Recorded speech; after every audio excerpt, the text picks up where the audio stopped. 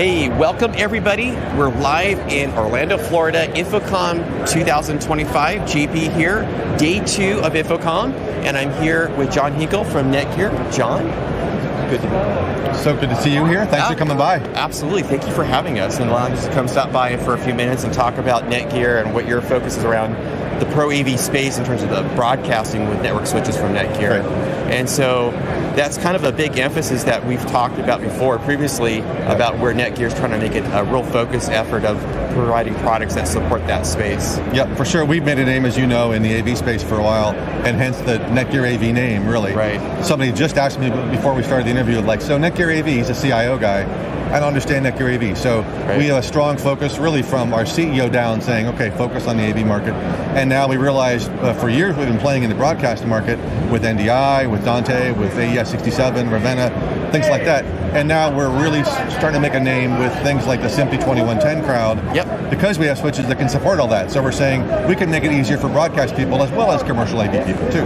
Absolutely. So which is an important part in creating some flexibility in terms of being different use cases that you mentioned to me, and obviously do that. So in terms of just getting started here from your position today here at the show, what's some of the highlights you guys are talking about this week? So it's fun for us, but there's always something new, of course, but we have 4 new switches, and that's what's really exciting here. And it's perfect for the broadcast world because these switches all do the Brownlee clock and Grandmaster clock. So we have, without getting too detailed, we have several different switch lines. This is the M4350 series we have announced a couple of years ago, I think now. Okay. So we only had 2 switches to begin with that did this Grandmaster boundary clock support, and now we have 4 more switches. So those are here at the booth. We can go wander over and take a look as well. Let's do that. Come on along. It's been a great show and a lot of interest, even in broadcast at the InfoComm show, being a lot of AV-oriented stuff. Yeah, exactly. We'll see if we can sneak in here. Sneak in the side, if I may. Yeah, sneak in, sorry. I'm sorry to do this. Can I do this real quick? So it's been such a demand for these switches, I just kick people out of the way. But come back. It's live. So in the rack here for the show, we're actually using this stuff for the show here, John. We have our standard 4350 switches. The ones here you can see kind of in the middle here have a little LED light at the bottom of the port. So that's been a cool new feature for live events, especially like this, or for any kind of application. Your switch is in the back of a rack somewhere, and you're trying to figure out where to plug the port in. Yes. So from our user interface, you can color the VLAN, color the ports that you're assigning for Dante or for SMPTE 2110. Color them blue. And then you got to say, hey, John, go plug them into blue. Okay. So it makes it much easier for non-trained people to plug in stuff into a switch. Well, especially when you ask somebody at the last minute and you're in a major show who hasn't been there, and you're trying to get something ready to go, and you say, hey, go over to the switch and do this and plug it in there, and like, okay, where do I plug it into, right? And I think that's kind of the nice part here is having those LED lights to kind of color code and know exactly what you just stated. And we were just talking earlier amongst ourselves at NetGear that, even the most advanced people, you got to figure out how to count the ports. I mean, we tell you they're a little arrow up and down, but it isn't easy in the back of a rack and it's dark and everything. So we heard that from customers for years. Other people do that. It's not novel for us, or not novel, it's new for us at least. That's a big thing. The other thing is on these switches, and I can't really show you in the back, but we've added a captive little cover for the power switch. And also for the power cable. Little things that you guys know mean a lot in a live situation. Somebody could be in the back right now and just happen to pull the power plug. So we've added like a zip tie sort of thing for now. Oh, very nice. It's a great little way to make sure it's captive. Absolutely. And it's not quite a PowerCon connector or things like that yet. Notice I said yet. Yeah. But that's a way to help mitigate some of those problems you might have in a live situation. Which is important because a lot of times when you're trying to get ready for production, you're trying to get everything organized and locked down, right? So everything's set and ready to go. And the last thing you want is somebody inadvertently pulling the power cord. Yeah, that's a problem. Yeah. So the last thing that these switches have that's more software based, and we can kind of go through a demo, but it's kind of hard to show on camera. But these switches, like I said, have the Grandmaster boundary clock. We use a profile approach for configuring switches. Sure. So from our Engage software, which is free, you can download for free, you can manage multiple switches at once. So what you can do is go find the profile for SMPTE 2110 or AES67, whatever.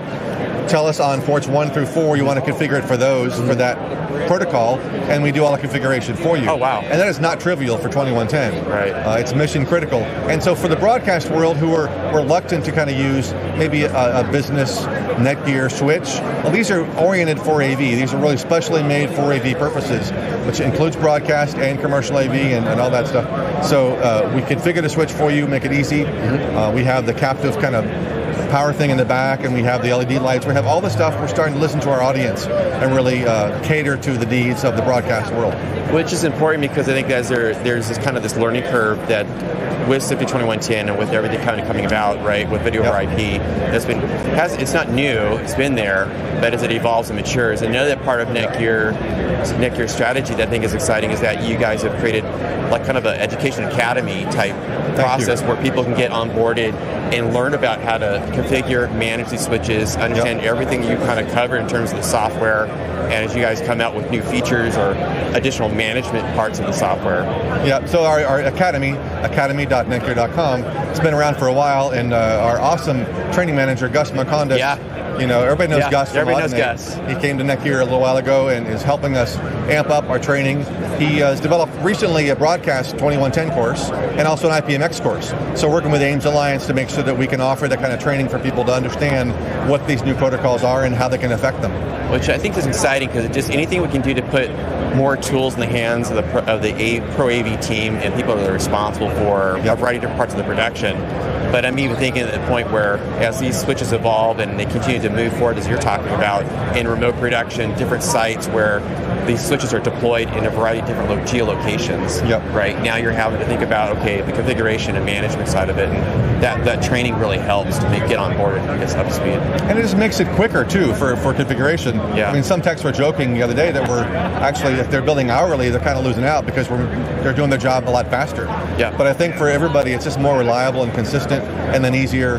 And so, in general, we're helping the industry kind of propel everything over IP a little bit faster. Absolutely. Well, John, is there anything in terms of, for the audience watching online that are tuned into the replay, things that we'll put a link in the description, by the way, as I talk about this, things to learn more about from NetGear, things that you should go check out online? Is there something we should direct the audience to? Well, first of all, the website, of course, easy, right there, netgear.com/AV. That's the easiest way in, because NetGear has a big consumer division as well, but separate AV-focused area there, or netgear.com/broadcast too as well, actually. So you'll find some resources there. The Academy I mentioned, academy.netgear.com. And then just to stay tuned for more and more, we have IBC coming up in September. That's right. Big show in Amsterdam. I won't be there, but our products will certainly be there. We'll have more things to announce there. And then Engage software, you need to have switches to use Engage, but Engage is free, netgear.com/engage. All these links, you can find us. Search for videos in the Training Academy. And we'll do that, and I'll put some links to everybody that when you tune into the replay, we'll make sure and have links available post-event that you can go check out online. John, thank you so much for your time. I know you guys are really busy. The booth has got a lot of traffic here. I appreciate you taking the time to walk through this, and very excited about, I think a lot of us both from the ProAV industry, but also those of us in streaming broadcast, things that are responsible as streaming's become a big paramount part of the infrastructure of delivering both from a live view perspective or other areas of the business. Thanks, JP. Appreciate your time as well. Absolutely, thank you. Thanks, man. All right. Well, everybody, thank you for tuning in and joining this live session. If you have any questions, please comment, share, let us know for John or myself. We'll be happy to follow up.